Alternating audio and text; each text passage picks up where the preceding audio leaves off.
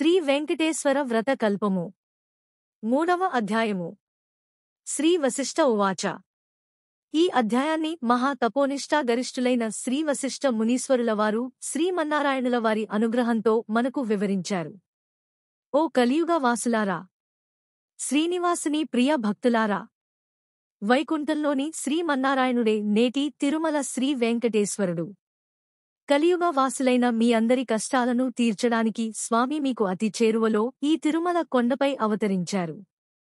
ఆ స్వామివారిని ప్రసన్నం చేసుకొనడానికి ఈ వ్రతం మిక్కిలి సులభతరం.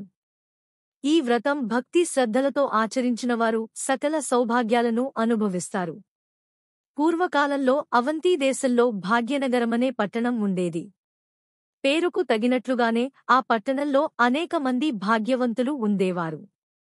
అయితే వారు తమ తమ సంపదలను చూసుకుని గర్విస్తూ మిగిలిన సామాన్యులను అతి హీనంగా చూసేవారు. ఆ ఐశ్వర్యమంతా తమ గొప్పేనని తలుస్తూ నిత్య పూజలు కాదుగదా, విశేష రోజులలో కూడా ఏ పూజలు చేసేవారు కాదు. ఆ సృష్టికర్త శ్రీమన్నారాయణునికి వీరందరికీ జ్ఞానోదయం కలిగించాలని తోచింది. ఒకరోజున ఆ ధనవంతులందరూ అనేక విందు విలాసాలలో మునిగి తేలుతున్నారు. ఆ పట్టణ తూర్పు వీధిలో గల శ్రీ లక్ష్మీనారాయణ ఆలయంలో కనీసం దీపం వెలిగించే నాథుడు కూడా కరువయ్యాడు. ఆ రోజు తొలి ఏకాదశి అత్యంత పర్వదినం.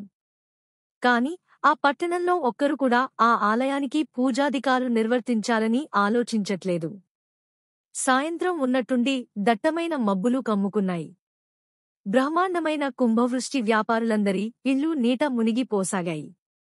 అంతా గాఢాంధకారం. తెల్లవారేసరికి ఊరంతా నేలమట్టమైంది. వ్యాపారుల ఇళ్లన్నీ కూలిపోయాయి. అన్ని ఐశ్వర్యాలు పోయి చివరికి కట్టుబట్టలతో మిగిలారు.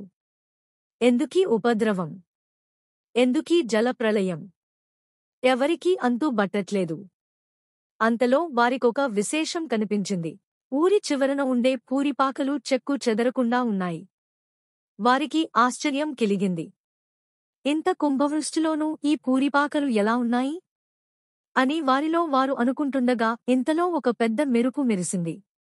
ఆకాశవాణి ఇలా పలికింది: ఓ మూర్ఛలారా, ఈ సంపదలన్నీ మీ గొప్పతనమని తలచుకొనటం వలననే ఇలా జరిగింది. ఆ పూరి గుడిసెలో నివసించే దేవయ్య నాకు ప్రియభక్తుడు. ఆతి సామాన్యుడైన దేవయ్య ప్రతిరోజూ మీ ఊరిలోని శ్రీ లక్ష్మీనారాయణ ఆలయంలో దీపం వెలిగిస్తున్నాడు. అంతేకాక ప్రతి ఏకాదశినాడు తనకు వీలున్నంతలో శ్రీ వెంకటేశ్వర వ్రత కల్పాన్ని నిర్వర్తిస్తున్నాడు. ఆ వ్రత ఫలితంగానే తనతో పాటే ఆ గుడిసెలలోని వారందరూ రక్షింపబడ్డారు. వీరందరూ కూడా ఆ వ్రతం ఆచరించిన ఎడల మీ ఐశ్వర్యాలను తిరిగి పొందగలరు అని వినిపించింది. వెంటనే వారందరూ ఆ ఆలయానికి వెళ్లి తక్షణమే అందరూ తలొక పనికి పూనుకుని శ్రీ వెంకటేశ్వర వ్రత కల్పాన్ని ఆచరించారు. ఆ వ్రత ఫలితంగా అందరి గృహాలు పూర్వరూపంలో కనిపించాయి. అది మొదలుగా ఆ వర్తకులందరూ శ్రీవారి భక్తులై ప్రతి ఏకాదశి నాడు శ్రీ వెంకటేశ్వర వ్రత కల్పాన్ని ఆచరిస్తూ బ్రతికినంత కాలం సుఖసౌభాగ్యాలతో ఉండి చివరికి ముక్తిని పొందారు అని శ్రీ వశిష్ఠులవారు వివరించారు. 3వ అధ్యాయము సమాప్తము. శ్రీయః కాంతాయ కళ్యాణ నిధయేర్ధినాం శ్రీ వెంకట నివాసాయ శ్రీనివాసాయ మంగళం. శ్రీ శ్రీనివాస గోవింద, శ్రీ వెంకటేశ గోవింద. గోవింద హరి గోవింద, గోకుల నందన గోవింద. ఇది స్వయంగా వెంకటేశ్వర స్వామివారు చెప్పిన కథ. ఇది ఎవరు చదివిన విన్నవారి కోరికలు వెంటనే తీరుతాయి అని వెంకటేశ్వర స్వామివారు స్వయంగా చెప్పారు. స్వామి మా ఇంటికి ఏదో రూపంలో వస్తారు.